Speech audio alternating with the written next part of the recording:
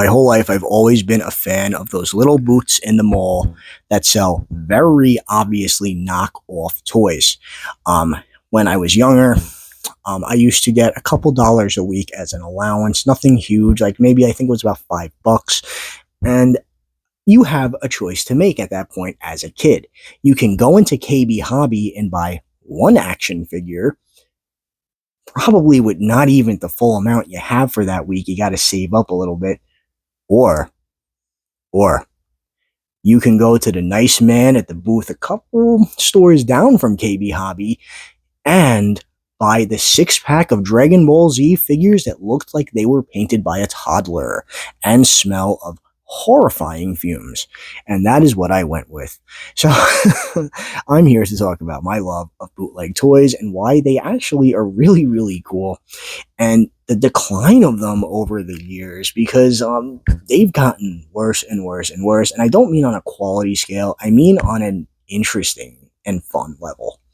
So when it comes to bootleg toys, I used to play with a lot of action figures. I used to get lots of Dragon Ball Z figures. I used to get lots of Sonic the Hedgehog bootleg figures. And my favorite, for anyone who knows me from my other channel, Pokemon.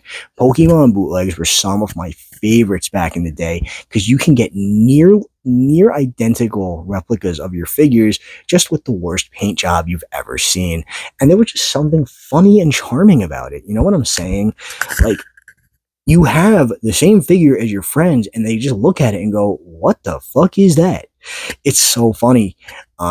So I used to also get a lot of bootleg wrestling WWE figures back in the day, or WWF back when I was a kid.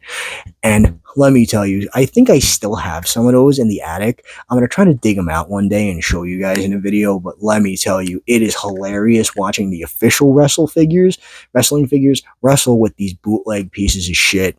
It's almost like an alien is attempting to imitate The Undertaker. And actually, that's kind of what I used to do as well. When I would play with the Dragon Ball Z action figures as a young kid, I would quite literally make it like the real ones I had would fight the bootleg ones, because let's be real, the bootleg ones fell apart like that. You breathed on them too hard and they broke. And that was part of the charm. Yes, I said it. It was part of the charm. I always loved going to Solo 99 or whatever the store is. It always had 99 at the end of it. And it would have the worst looking toys you've ever seen. But they were $1. And that was the trade-off.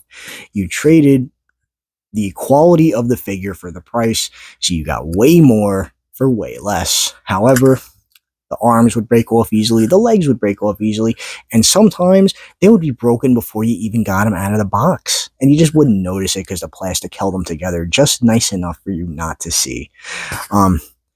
Some bootlegs are ridiculously cool. I have one somewhere in my attic. I'm going to break this one out one day and show it off too. It is a Thomas the Tank Engine bootleg, but the trains all transform into a mech. It's about like that tall, and it's all the different engines from the show, with Thomas being the forefronter, like the head of the train, and it's just really, really cool. And you don't see things like that anymore. Actually, that's not entirely true. I go on AliExpress and other bootleg sites to see if these types of things exist still. And now they are just done with Italian brain rot figures. Not quite as cool. I guess for the kids today it is, but I don't know. Just the magic isn't there for me anymore in that case.